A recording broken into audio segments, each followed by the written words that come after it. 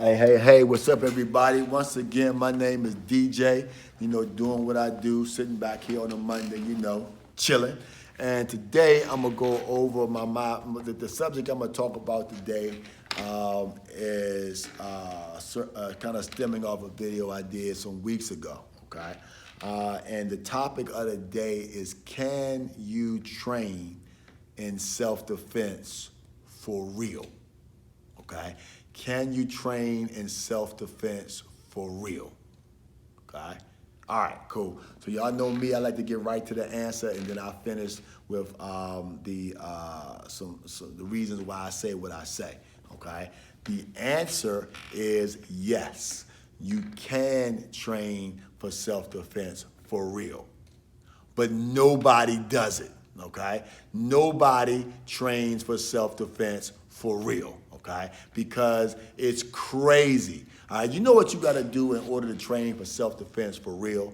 What you gotta do is actually, once you gotta learn the technique, try to perfect the technique as much as you possibly can, and then you're gonna have to get somebody to attack you randomly when you're not ready, and they gotta really fucking attack you. Okay, I mean, that means like, that's just like me teaching one of my students how to do a stick defense, and then I tell them to go ahead out here, and within the next 2 months, I'm gonna have somebody jump out at you with a stick, and you gotta defend yourself, all right, or any blunt object. Now, when somebody jump out at them, they're not gonna know if that person is real or somebody that I hire, and they gotta actually do the defense.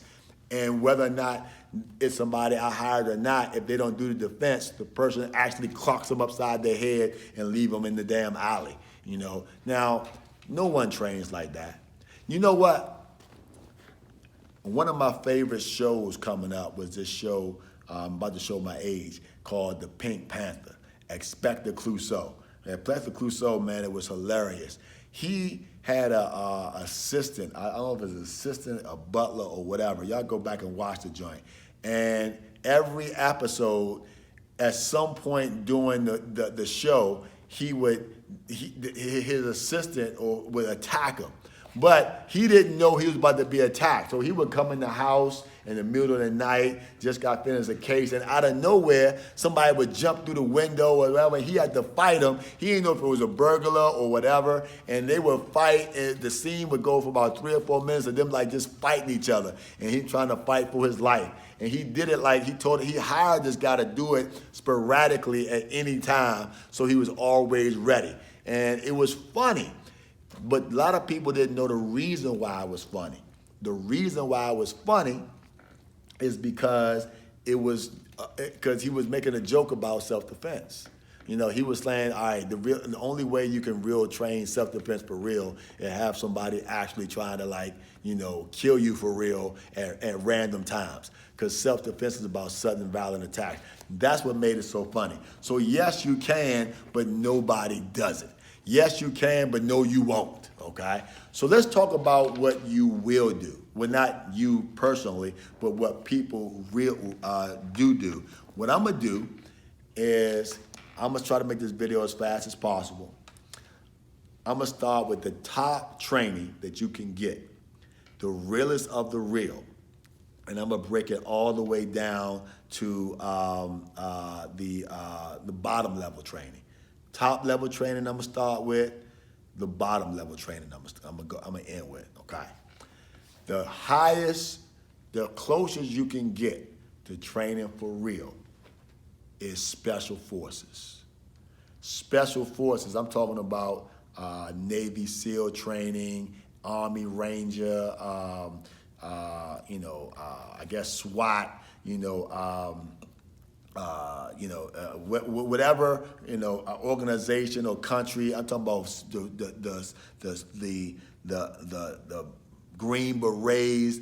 They are the realest you can get. I ain't never been in special forces, okay? I never served in the military before, but I'm gonna tell you, I've studied their training. I watched the documentaries. I'm sure all you have too. After hard days of training, they will come and pull you out the bed at 3 o'clock. You had to suit up. They'd take you, throw you in the goddamn ocean, and you got to swim a mile. And if you don't swim, it's people who have died trying to be a Navy SEAL or a Green Beret or one of those things. And you got to train it, and they train it as real as they can get. And even that's not real, because they don't actually want you to die. They're not actually trying to kill you. They're just trying to push you all the way to your breaking point, okay? And once you get to your breaking point, then they'll pull you back, okay? And in the reality, your breaking point means that's it. They actually break you, okay? So that's not even real, but it's as close to real as you can get. So that would be the top level of real, your Navy SEAL type training, okay? Whatever organization is similar to that training, that's what that is, okay? All right, cool. Your next level down would be high level combat sports. High level combat sports. Your professional boxers, your professional MMA fighters, professional Muay Thai fighters. The reason why they are the next level is because their job is to hurt their opponent for real. If you're an MMA fighter, your job is to try to knock him out. If you're a boxer, which is the most brutal, they're trying to knock you out for 10 seconds. You got to be out of your mind, your misery, for 10 seconds, okay? Muay Thai, they're trying to kick you in the face. I mean, they are some real trainings. The reason why they're under the Navy SEALs is a big reason why, is because they know that they're about to fight. They get to be prepared for it. They get to get, mentally right for it. They know when it's about to happen. They know who they about to fight. It has rules and regulations and stuff like that. So, that's why when a medley break out of the fight, like with Conor McGregor, Khabib or whatever, ain't nobody doing no more MMA. Everybody it's like a shit show because they wasn't prepared for it. Okay, so when you prepare for it, it's a little different. So that would be the next level, down. Highest level, closest real as you can get, special forces. Next level, high level combat sports. Next level down, mid-level combat sports. Your mid-level combat sports would be your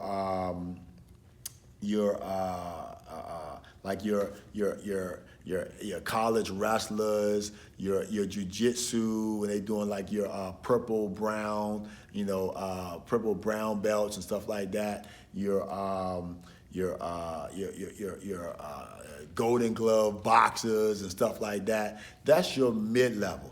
The mid-level is they are actually going, but they're not actually, if in the mid-level, ain't no knockouts. If they knock you out, that's it, okay? The referee's job is to stop it before it gets to that point, okay? So, your amateurs, they sparring hard, but as soon as things get out of hand, the referee gonna stop it, okay? So your mid-level is about as high as a good self-defense school would take you, okay? So look, if you a self-defense school and you talk about, yeah, we train for real over here at, Sasquatch self-defense school and stuff like that, we know if you ain't doing no high level combat sports where, you got your students in the ring trying to knock each other out for real, or, you got some people training for the Navy SEALs and stuff like that, then you're not what you say you are, okay? Mid-level is about as high as a self-defense school will go, all right? Insurance probably won't even let you go no higher than that. Mid-level is about high as a self-defense school will go, and most schools ain't taking you that far, okay? Most schools stop at the next level, which is your beginner level. A beginner level is anybody that's been training between well, definitely from 1 to 6 months, but sometimes between 6 months and even 2 years. That's a beginner level, okay? In a good boxing school, I go back to boxing because they're the most vicious. A good boxing school, if you start boxing at a good boxing school, a good boxing camp, you won't even touch a person for the first 6 months. You don't even touch a person. The first 3 months, they getting you in shape. I was talking to y'all before, I said fitness beats class. The first 3 months, they getting you in shape. They teaching you the fundamentals, how to throw a punch and a hook and an uppercut, how to bob and weave and slip, but they're not even throwing no punches at you yet. Okay? After you get to about 3 months or so, you start working the bag, start working on some focus mitts and stuff like that. And then maybe at about 6 to 8 months, you'll have you get to spar. And you ain't even sparring hard. You just doing some drills and some pity pat sparring and stuff like that. You're gonna spar for a while before you even get to the point where you can actually do some hard sparring. And that's a good boxing school. Here at DjkravmagaCDK, we don't even let you spar until you get to level 2. And it takes 6 months to a year to get to level 2. All right? And I'm about to start, well, when we open back up, I'm going to start a mid-level program where you're doing some drills before you even get to that point.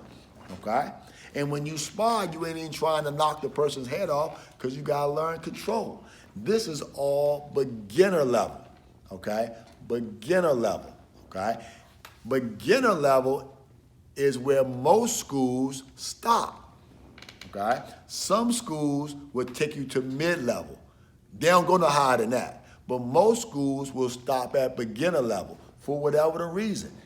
Maybe it's insurance. Maybe it's money. People start getting hurt. People start dropping out. So beginner level is where most self-defense schools stop. Okay, but you get in some great shape though. I told you, being in shape is very important when it comes to self-defense.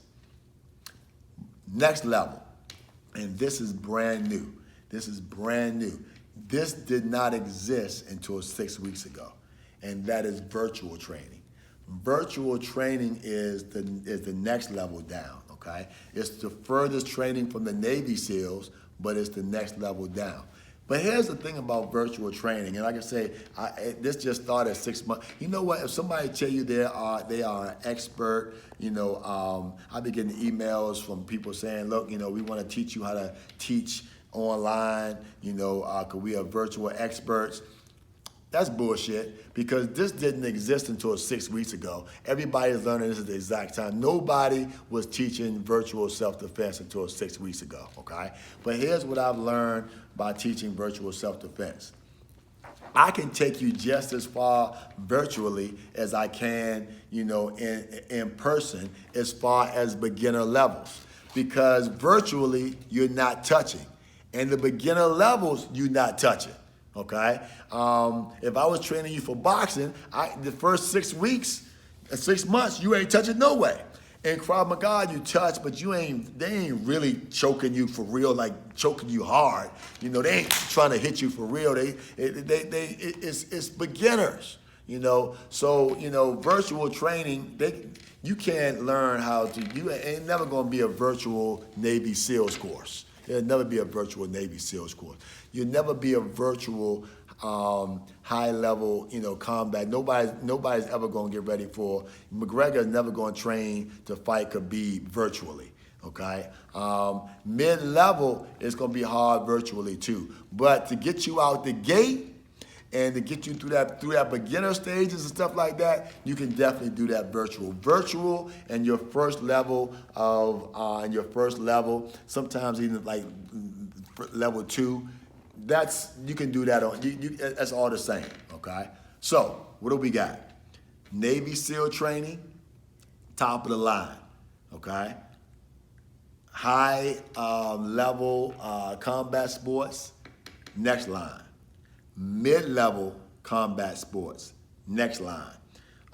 Beginner self-defense classes in combat sports or Krav Maga or Jiu-Jitsu or boxing, it's the next level. and then is the virtual, okay? And you can really take those steps to work your way on up. You can start off virtual, and then so I'm gonna go do some virtual, and then I'm gonna go and do some, like I say, virtual and beginner are pretty much the same thing, but I'm gonna do virtual, and then I'm gonna do some beginner, and then I'm gonna do, some mid-level, and most people stop right there. Most people ain't gonna get to mid-level anyway. Most people stop right there, but some people might go on to do some professional or something like that, or Navy SEALs. Sometimes you get some Navy, sometimes people do it the opposite way. They go all the way up, and then some Navy SEALs. I got 2 students who are former Navy SEALs, but they don't come because they really want to get better at combat. They just want to stay in shape, and they like the drills and stuff like that, all right? So that's what it is, guys. However you're going to train, just stop telling people that, these neighborhood self-defense schools, stop telling people that, yeah, we train for real over here. No, you don't. If you ain't sending your students to do no real, like, professional fights, or they getting ready for the Navy SEALs or stuff like that, you ain't training for real, all right? You training as real as you can get safely, all right? So, that being said, guys, I gotta get up out of here. Do whatever you're gonna do, train the way you're gonna train, the way you're gonna train, do it the best of your ability, all right? Peace, I'm out. Oh! Don't forget to subscribe to my channel, all right? Like, comment, subscribe. My channel is growing, but it's growing slow, guys. I need y'all to help me out. Like, comment, subscribe. All right, I'm out.